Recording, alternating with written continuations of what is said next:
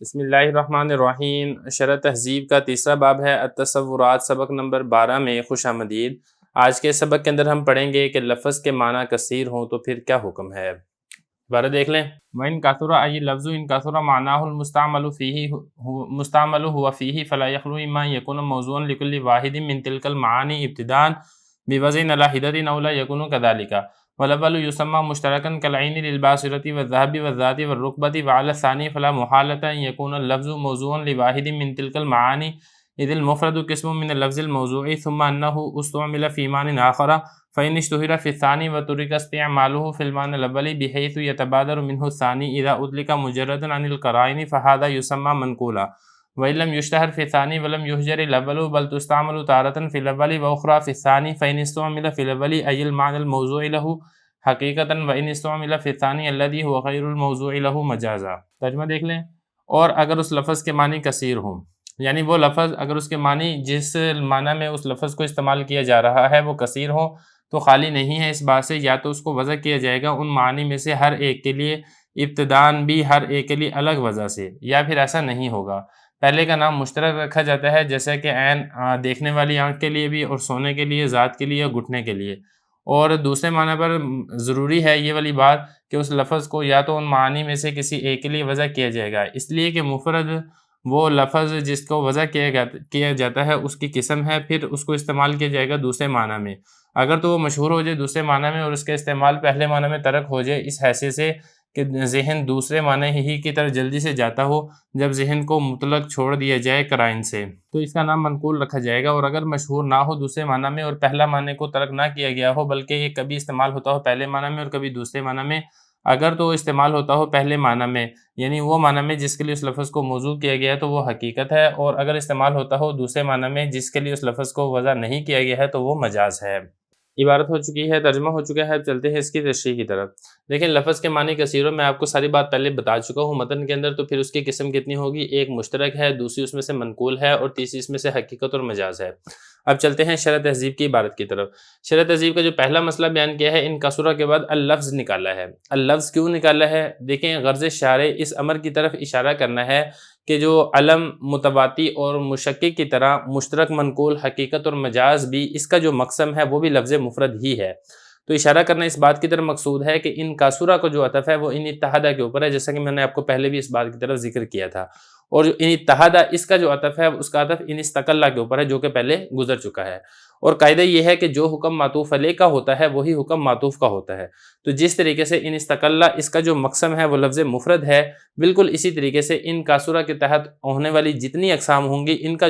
کا جو مقسم ہوگا وہ بھی لفظ مفرد ہی ہوگا۔ خلاصہ یہ نکلے گا کہ جس طریقے سے ہم نے لفظ مفرد کی قسمیں پڑھی تھی، ایک اس میں علم پڑھا تھا، دوسرا اس میں کلی متواتی پڑھا تھا، تیسرا اس میں سے کلی مشکک پڑھا تھا، بالکل اسی طریقے سے جو لفظ مفرد ہے اگر اس کے معنی کثیر ہیں تو پھر اس کی ایک قسم مشترک بنے گی، ایک قسم منقول بنے گی، اور اسی طریقے سے ایک قسم حقیقت اور مجاز بنے گی۔ اس کے بعد آگے دیکھیں آگے کیا فرمایا، یعنی یہ تو لفظ کے بارے میں وضاحت ہو چکی ہے، آگے فرمایا ان کسرہ معنی ہو، اگر اس کے معنی کثیر ہوں۔ اب معنی کثیر ہوں، معنی کون سے کثیر ہوں؟ وہ معنی جس کے لیے اس لفظ کو وضع کیا گیا ہے، یا پھر وہ معنی جس کے اندر وہ لفظ استعمال ہوتا ہے۔ یہ ساری کی ساری بحث جو ہے ہم نے گزشتہ سبق کے اندر پڑھ لی تھی جب ہم نے یہ پڑھا تھا کہ وزن کی قید لگانے کا کیا مقصد ہے، وہ ساری کی ساری تفصیل گزر چکی تھی۔ جو ماتن ہے اس کے اوپر ایک بڑا تگڑا قسم کا اعتراض ہوتا تھا، جواب ہم نے وہاں پر اس لیے نہیں دیا تھا کیونکہ جواب یہاں پہ کتاب کا حصہ نہیں ہے۔ تو اب یہاں پہ بتانا یہ چاہ رہے ہیں کہ یہاں پہ جو کہا نا کہ لفظ کے معنی کثیر ہوں، المستعمل فی نکال کے بتا دیا کہ یہاں پر کثیر معنی سے مراد وہ معنی ہے جن معنی میں اس لفظ کو استعمال کیا جاتا ہے، نہ کہ وہ معنی جس کے لیے اس لفظ کو وضع کیا گیا ہے۔ اس کے بعد آگے دیکھیں فلا یخلو اما ان یکون موضوعا لکل واحد من تلک المعانی ابتداء، یہاں سے جو اشارے ہیں ان کا جو مقصد ہے، ان کا مقصد فوائد و قیود بیان کرنا ہے۔ فوائد و قیود اس طریقے سے بیان کی جا رہی ہے کہ جو لفظ ہے یا تو اس کو وضع کیا جائے گا یعنی جس کے معنی کثیر ہیں، ہر معنی کے لیے ابتداء بھی اس لفظ کے لیے الگ وضع ہوگی، یعنی ایک لفظ ہے اس کے مثال کے طور پہ 4 معنی ہیں، ان 4 معنی کے لیے اس لفظ کو الگ الگ طور پر وضع کیا جائے گا۔ اگر تو اس طریقے سے ہے تو پھر اس کو ہم یہ کہا جائے گا کہ یہ جو لفظ ہے یہ اس کی قسم ہے مشترک، جیسا کہ اس کی مثال دی ہے جو ماتن اشارہ نے مثال دی ہے اس کی عین۔ اب یہ دیکھیں عین یہ ایک لفظ ہے لیکن اس کی ایک وضع باصرہ یعنی دیکھنے والی آنکھ کے لیے ہے، اور اسی طریقے سے ایک اس کی جو وضع ہے وہ ذہب سونے کے لیے ہے، اسی طریقے سے ایک اس کی جو وضع ہے وہ ذات کے لیے بھی ہے،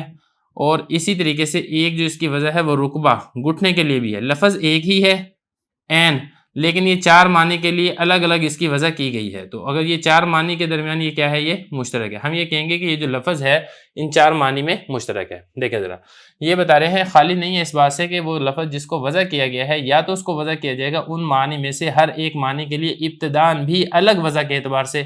اولا یکون کذالک، یا پھر اس کو ان معنی میں سے ہر معنی کے لیے الگ اعتبار سے وضع نہیں کیا جائے گا۔ الگ اعتبار سے وضع کیا جائے اس کی مثال کیا ہے، اس کا نام ہے مشترک، جیسا کہ عین باصرہ کو بھی کہتے ہیں، سونے کو بھی کہتے ہیں، ذات کو بھی کہتے ہیں، رقبہ کو بھی کہتے ہیں۔ اس کے بعد آگے دیکھیں وعلی الثانی، دوسرے کے اوپر کیا ہے مطلب ہے، دیکھیں جو پہلے ہم نے یہاں پر یہ کہا تھا کہ وہ جو ایک لفظ ہے اس کو مختلف معنی کے لیے الگ الگ طور پر وضع کیا گیا ہے یا پھر وضع نہیں کیا گیا ہے، تو یہ جو ہم نے کہا تھا نا الگ الگ معنی کے لیے وضع نہیں کیا گیا ہے لیکن معنی کثیر ہیں۔ اب اس صورت میں کیا ہوگا، اس صورت کے اندر بتا رہے ہیں کہ دیکھیں دوسرے قول پر یعنی ہر معنی کے لیے الگ سے اس کو وزن نہیں کیا گیا ہے، تو اب یہ بات یقینی ہے کہ وہ جو لفظ ہے اس کو ان معنی میں سے کسی ایک معنی کے لیے وضع کیا گیا ہوگا۔ کیونکہ یہ جو لفظ مفرد ہے اس کو کسی نہ کسی معنی کے لیے تو لازمی طور پر وضع کیا گیا ہے، پھر اس میں یہ دیکھا جائے گا کہ اس کو ایک معنی کے لیے وضع کیا گیا تھا، پھر وہ اس ایک معنی سے ہٹ کر دوسرے معنی کے اندر استعمال ہونے لگ جائے۔ اب یہاں پر دیکھیں لفظ ایک ہے، معنی دو ہیں، ایک معنی تو وہ ہے جو اس کا معنی موضوع لہو ہے جس کے لیے اس لفظ کو وضع کیا گیا ہے،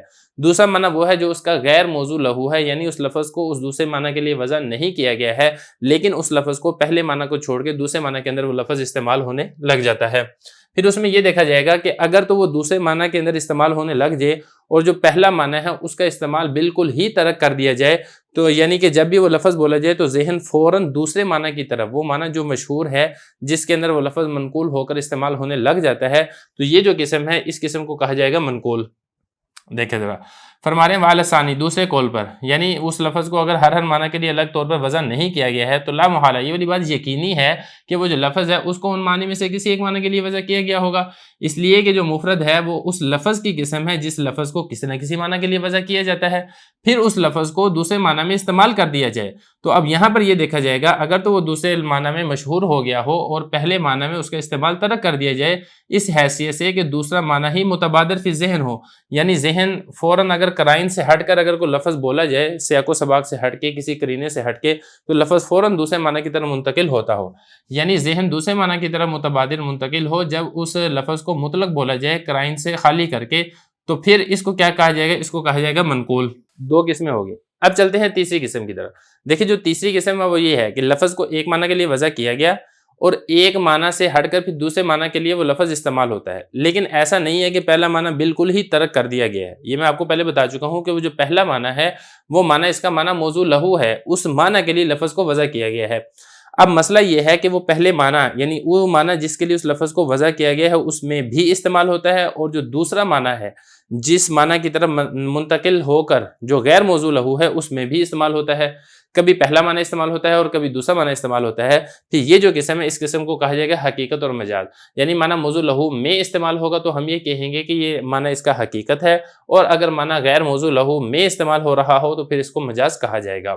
دیکھیں ذرا، یہ فرما رہے ہیں وَإِن لَمْ يُشْتَهَرْ فِي الثَّانِي، اور اگر دوسرا معنی میں مشہور نہیں ہے اور پہلا معنی بالکل ترک بھی نہیں کیا گیا ہے بلکہ کبھی تو پہلے معنی میں استعمال ہوتا ہے کبھی دوسرے معنی میں استعمال ہوتا ہے، اگر تو پہلے معنی میں استعمال ہو یعنی اس معنی میں جس معنی کے لیے اس لفظ کو وضع کیا گیا ہے تو اس کو کہا جائے گا حقیقت، اور اگر وہ دوسرے معنی میں استعمال ہو جس معنی کے لیے اس لفظ کو وضع نہیں کیا گیا ہے تو پھر اس کو مجاز کہا جائے گا۔